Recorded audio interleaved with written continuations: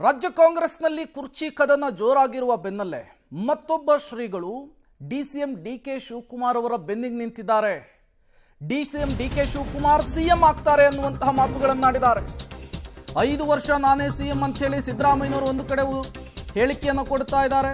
ಇತ್ತ ಡಿಕೆಶಿ ಸಿಎಂ ಆಗೋದು ಖಚಿತ ಅಂತ ಹೇಳಿ ಒಕ್ಕಲಿಗ ಸ್ವಾಮೀಜಿ ಭವಿಷ್ಯ ನುಡಿದಿದ್ದಾರೆ.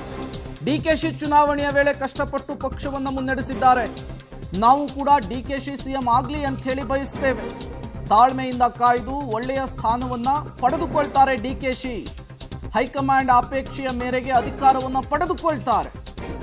ಡಿಸಿಎಂ ಡಿಕೆ ಶಿವಕುಮಾರ್ ಬೆನ್ನಿಗೆ ನಿಂತಿದ್ದಾರೆ ಒಕ್ಕಲಿಗ ಸ್ವಾಮೀಜಿ. ವಿಶ್ವ ಒಕ್ಕಲಿಗ ಮಹಾಸಂಸ್ಥಾನದ ಶ್ರೀ ನಿಶ್ಚಲಾನಂದ ಶ್ರೀಗಳು ಮಾತನಾಡಿದ್ದಾರೆ. ಡಿಕೆ ಶಿವಕುಮಾರ್ ಅವರ ಬೆನ್ನಿಗೆ ನಿಂತಿದ್ದಾರೆ. ಈ ಮೂಲಕ ರಂಭಾಪುರಿ ಶ್ರೀಗಳ ನಂತರ ಮತ್ತೊಬ್ಬ ಶ್ರೀಗಳು ಡಿಕೆ ಶಿವಕುಮಾರ್ ಅವರ ಪರ ಬ್ಯಾಟ್ ಬೀಸಿದ್ದಾರೆ. ಮುಖ್ಯಮಂತ್ರಿಗಳು ಬಹಳಷ್ಟು ಕಷ್ಟಪಟ್ಟು ಅವಿರತವಾಗಿ ಕೆಲಸ ಮಾಡಿ ಚುನಾವಣೆ ಸಮಯದಲ್ಲಿ ಬಹಳಷ್ಟು ಶ್ರಮಪಟ್ಟು ಹಗಲು ರಾತ್ರಿ ಕೆಲಸ ಮಾಡಿ ಆ ಪಕ್ಷವನ್ನು ಮುನ್ನಡೆಸಿದ್ದಾರೆ.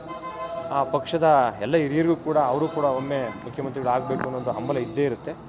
ಹಾಗಾಗಿ ಎಲ್ಲರೂ ಕೂಡ ಅವ್ರನ್ನ ಇಷ್ಟಪಡುವಂಥ ಎಲ್ಲರೂ ಕೂಡ ಅವರು ಒಮ್ಮೆ ಮುಖ್ಯಮಂತ್ರಿಗಳಾಗಲಿ ಅಂತೇಳಿ ಬಯಸ್ತಾರೆ. ನಾವು ಕೂಡ ಅದನ್ನೇ ಬಯಸ್ತೀವಿ. ಯಾಕೆಂದರೆ ಅದು ಪಕ್ಷದ ಶಿಸ್ತು ಮತ್ತು ನಡವಳಿಕೆಗಳ ಮೇಲೆ ನಿಂತಿರುತ್ತೆ. ಉಪಮುಖ್ಯಮಂತ್ರಿಗಳು ಶಿಸ್ತಿನ ಸಿಪಾಯಿ. ಅವರು ತಾಳ್ಮೆಯಿಂದ ಕಾಯ್ದು ಒಂದು ಒಳ್ಳೆಯ ಸ್ಥಾನವನ್ನು ಪಡ್ಕೊಂಡು ಪಕ್ಷಕ್ಕೆ ಮತ್ತು ಸಮಾಜಕ್ಕೆ ಮತ್ತು ನಾಡಿಗೆ ಕೆಲಸ ಮಾಡಬೇಕು ಅನ್ನೋ ಒಂದು ಹಂಬಲವನ್ನು ನಾವು ಹತ್ತಿರದಿಂದ ನೋಡಿದ್ದೀವಿ. ಅವ್ರು ಯಾವುದಕ್ಕೂ ಕೂಡ ಆತರ ಪಡೋದಿಲ್ಲ. ಅವರು ಸಂಯಮದಿಂದಲೇ ಪಕ್ಷವನ್ನು ಮುನ್ನಡೆಸಿ ಇಷ್ಟರ ಮಟ್ಟಿಗೆ ತಂದು ನಿಲ್ಲಿಸಿದ್ದಾರೆ.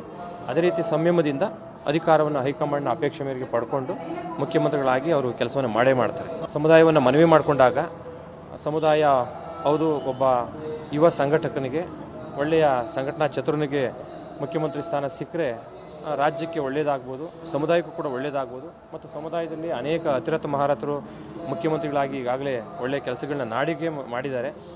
ಆ ನಿಟ್ಟಿನಲ್ಲಿ ಅವರು ಕೂಡ ಮಾಡಲಿ, ಅವರ ಶ್ರಮಕ್ಕೆ ತಕ್ಕ ಪ್ರತಿಫಲ ಸಿಗಲಿ ಅನ್ನೋ ಉದ್ದೇಶಕ್ಕೋಸ್ಕರ ಬಯಸಿದ್ದುಂಟು, ಅಧಿಕಾರವನ್ನು ಕೊಟ್ಟಿದ್ದು ಉಂಟು. ಇದು ನಿಶ್ಚಲಾನಂದನಾಥ ಸ್ವಾಮೀಜಿಗಳ ಮಾತು. ಈ ರೀತಿ ಡಿಕೆ ಶಿವಕುಮಾರ್ ಪರವಾಗಿ ಅವರ ಬೆನ್ನಿಗೆ ನಿಲ್ಲುವಂತಹ ಹೇಳಿಕೆಯನ್ನು ಹಲವು ಶ್ರೀಗಳು ಕೂಡ ಕೊಟ್ಟಿದ್ದಾರೆ. ನೊಣವಿನಕೆರೆ ಅಜ್ಜಯ್ಯ ಆಗಿರಬಹುದು, ರಂಭಾಪುರಿ ಶ್ರೀಗಳಾಗಿರಬಹುದು. ಈಗ ಇವರು ಕೂಡ ಅದೇ ರೀತಿಯ ಮಾತನಾಡಿರುವಂಥದ್ದು.